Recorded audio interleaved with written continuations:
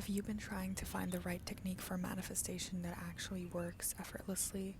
And everyone on the internet is promising you the technique that will bring you the fast results, immediate manifestation, and you have tried it all. Writing and burning letters, quantum leaping, lucid dreaming. There is so much out there right now, all promising you that this is the technique that will get you there. But you've tried it all and nothing worked. That obviously led to doubt as well while you were trying to manifest things. And that doubt is what we're going to be talking about today, and what actually helps you with doubt while manifesting, no matter what technique you are using. Because at the end of the day, the main technique you will ever need is you and your beliefs and your convictions. I feel like there is so much information out there right now with techniques promising you that this is the right method, but no one ever talks about doubt while manifesting. And that is something most people struggle with in general while manifesting. So I'm here to give you the 10 techniques and ways you can overcome doubt while manifesting. First things first, notice the doubt. Observe it. Awareness is so important. However, do not link this awareness as an open door for criticism or judging yourself for the fact that you're experiencing doubt.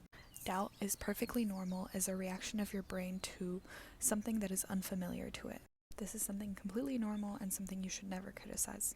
Negativity just opens doors for more negativity.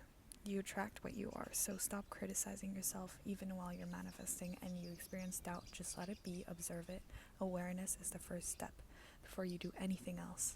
Now, the second step is actually pretty simple in what you also do with limiting beliefs, but what you do is you reframe that doubt. Instead of asking, what if it doesn't work out? Ask yourself, what if it does? Picture your life as if, that thing that you've been trying to manifest has already manifested. What if it all works out? And what if it works out even better than you could have ever expected? Reframe that doubt. Number 3 is start small, and what I mean by that is start small with the things you're trying to manifest.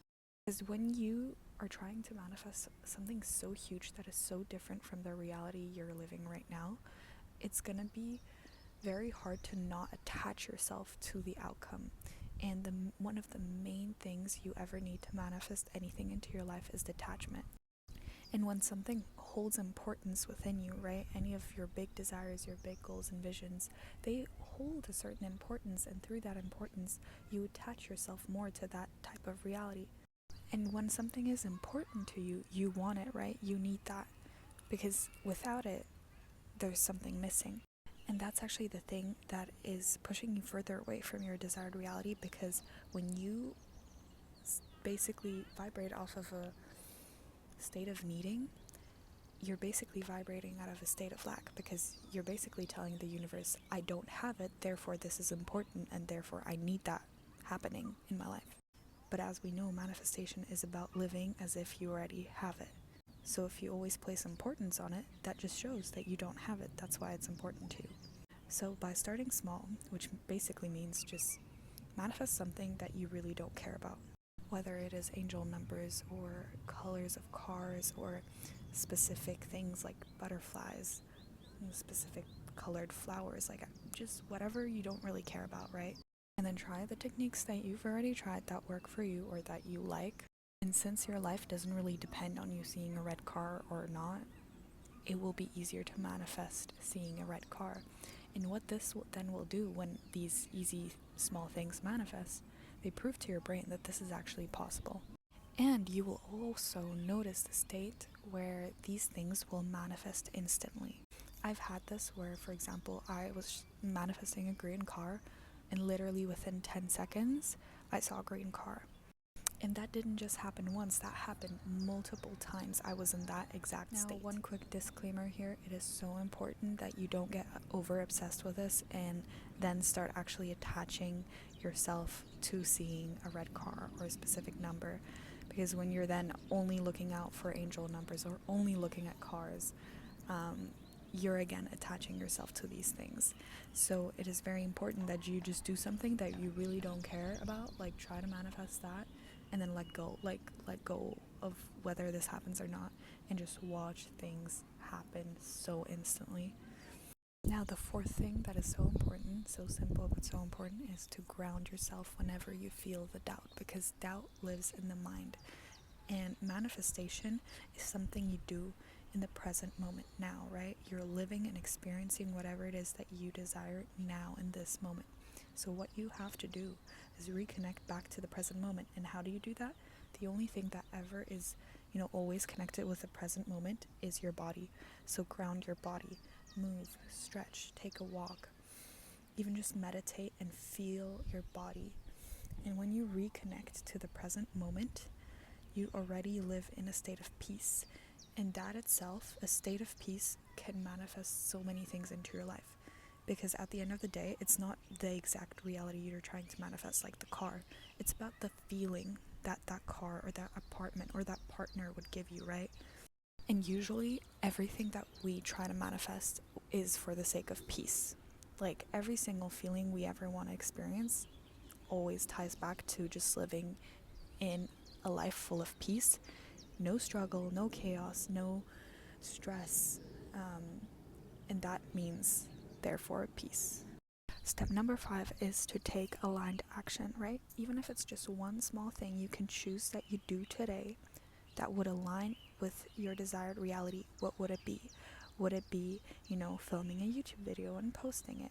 Would it be trying out a new side hustle to open up a new door of income? Would it be, going outside and socializing to find people that could potentially be your partners in the future or your future friends? You have to put yourself into an environment where that can happen, right? And aligning with that identity you desire to be, like your future higher self, whatever, right? You can already be her now, and you can show to your brain that you are her now if you already prove it through your actions and what you do. And thus it will be harder for your brain to doubt you because you're literally doing the things that align with that reality. Number 6 is visualization, which is a technique. But when you visualize, your subconscious mind cannot tell the difference between what you're imagining versus what's actually experienced in reality, right? So when you live that desired reality now through imagination, your subconscious will automatically feel like that is the reality. And then, obviously, doubt won't occur because this is the norm, this is the reality that already exists, This is not some crazy stuff that your brain is like, hold up, what is this? Number 8 is affirm emotionally and not automatically, right? I mean, a lot of people say you should do automatic affirmations, which can work. Sometimes automatic affirmations lead to emotional affirmations over time. But as we know, the subconscious has a huge influence over what actually manifests into your life. And that's why people always talk about subconscious reprogramming when talking about manifestation. But the true language of the subconscious, like what it really understands, is emotional experience, right? Especially the higher the emotion, the more intense the emotion, the more it gets, or the higher the chances that it will stick into your subconscious. So those affirmations will only ever come into your subconscious when you repeat them, but with emotional intensity. And that might not always be the case, right? You shouldn't force emotional intensity. That's another thing, really important. Don't try to force any high intensity emotions. Just sometimes, even just peaceful and calm, that's already enough of an emotion that can put you in a certain state and vibration that is magnetic, right? But as long as there's some type of emotion associated with that affirmation, it will be so much easier to reprogram your subconscious. And of course, repetition also is a huge, huge plus. Number 8, what I find to be one of the most important things when it comes to manifestation is stop checking for results.